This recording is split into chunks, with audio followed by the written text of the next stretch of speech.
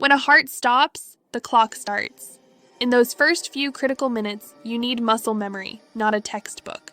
Hi, I'm from One Health and Beyond in Stoughton, Massachusetts. Today, we're breaking down basic life support for healthcare providers. This isn't just about certification, it's about the physiology of perfusion, precision, and critical thinking to save a life. High-quality CPR relies on proper compression depth of 2 to 2.4 inches and crucial full chest recoil to allow the heart to refill. The 30-to-2 ratio balances compressions and breaths, maintaining coronary perfusion pressure to keep the heart muscle alive.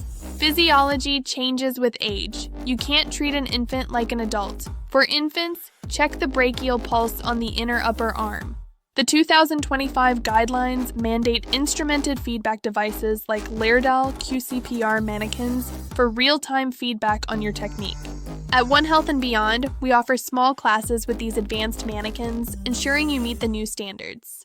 Don't risk an expired card. Train with a DNP who has managed real codes. We're in Stoughton, Massachusetts with flexible schedules. Click the link below to view our schedule, get certified, get confident, and be ready to save a life. I'll see you in class.